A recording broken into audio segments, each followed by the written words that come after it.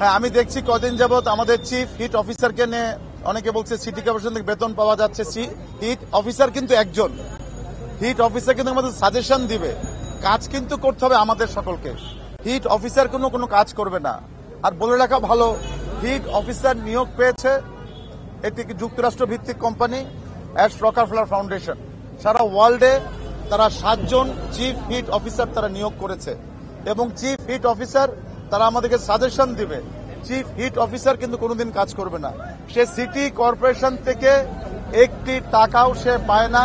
আমি আগেও বলেছি, সিটি কর্পোরেশনে তার কোনো বসারও বন্দোবস্ত নাই, তার কোনো চেয়ারও কিন্তু নাই।